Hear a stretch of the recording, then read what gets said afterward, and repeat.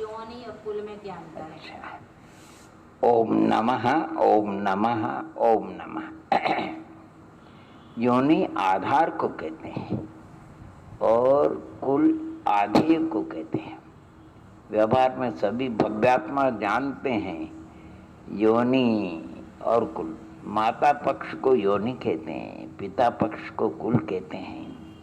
अर्थात जिस आधार से जीव का जन्म होता है, सच्चित अचित सच्चित असच्चित, समृत विव्रत वगैरह जो बताइए, शीत उष्ण शीतोष्ण आदि, ये गुण योनि है।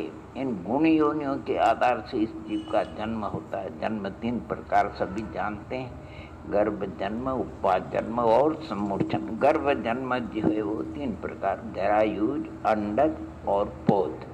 बाकी उपवास जन्म देव नारकियों का होता है। मनुष्य त्रिंश में सम्मोचन जन्म भी होता है।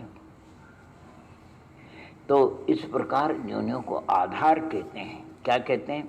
और ये 84 लाख भेद गुण योनियों के आकार योनि अलग प्रकार की होती, और कुल कोटि उस आधार से वो जीव वहाँ आकर के जन्म लेता है, और वहाँ की 9 कर्म वर्णा जो उसके शरीरादि रूप प्रदमन करती है उसको कुल कहते हैं। उदाहरण के लिए ले लीजिए, जैसे अपने यहाँ की भूमि है, भूमि आधार है, उसमें बीज डालेंगे अपन, तो यहाँ की भूमि में अगर मक्का का बीज डालेंगे तो मक्का भी होगा, जवारी होगा, बाजरा होगा, गेहूँ होगा और भी कुछ हो सकता है। तो योनि आधार तो एक है और कुल अनेक प्रकार के हो सकते हैं। उन 9 कर्म वर्गनाओं से जिससे शरीर का निर्माण होता है उसको कुल कहते हैं। दूसरे सीधे पिता पक्ष को, यानी रज को माता पक्ष होता है उसको योनि कहते हैं। वीर्य को माने पिता पक्ष के होते हैं उनको कुल कहते हैं। ये सब कर्मकृत खेल है। 84 लाख योनि, उसमें तिरंज की 62 लाख योनि है, और देव की 4 लाख योनि है, नारकियों की 4 लाख है, मनुष्य की 14 लाख है। कहीं बात अब वो 14 लाख केवली गम्य भैया किस प्रकार लगाना, क्या लगाना, ये आगम में जो कुछ हो तो अपने ज्ञान का भी विषय नहीं है कि हम कैसे 14 लाख को विभाजित करें।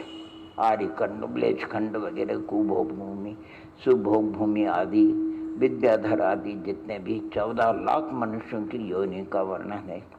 और कुल कोटि तो ओ हो 199 लाख कुल कोटि, यानी एक ने इतने लाख करोड़, यानी कुल उसमें तिरंचों के 134 लाख कुल करोड़ है।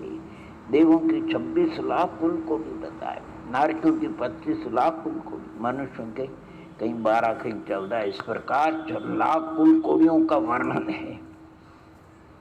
लेकिन इन सबको सोचते, ये तो ज्ञान का विषय कोई बात नहीं, समझने के लिए समझना चाहिए। बाकी वस्तु स्थिति है इन सबका अभाव।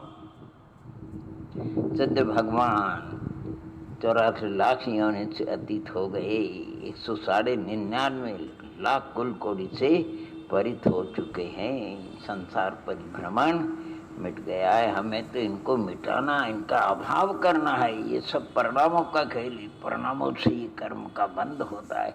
कर्मोदय से ये सब सारे यानी नाटक होते हैं, इधर उधर जाना पड़ता है। ये कब से हम करें कर्म, इसलिए यानी मूल बात तो इतनी है। प्रत्येक भव्यात्मा, हम तो जहाँ तक सोचते हैं, पहले भी कहीं शायद चिंतन में आया है कि पंच जीव के असाधारण भाव है। हमें तो उन भावों के लिए पुरुषार्थ करना है जो कि मोक्ष के कारण है। हमें तो 5 ज्ञान मति शताब्दी मना, उसमें वो शुद्ध ज्ञान, भाव शुद्ध ज्ञान जो हमारे लिए सम्यक दर्शनादि का मोक्ष मार्ग के माने मोक्ष मार्ग की उत्पत्ति, वृद्धि और पूर्णता का कारण है। उस भाव शुद्ध ज्ञान की महिमा है, और उसके लिए हमें आगम का अवलंबन तो लेना पड़ता है। ज्ञानी गुरुओं का अवलंबन, बिना उसके अवलंबन के ज्ञान में प्रशस्तता नहीं आती है। इसलिए कुल कोटि के विषय में आप सब विचार कर लेना। सबका बहुत कुछ वर्णन किया 24 थाना आदि में, जीवकांड में अंत में सब में वर्णन किया। यानी जीवकांड के दूसरा जो जीव समासाधिकार है उसमें वर्णन है। ओम नमः ओम नमः।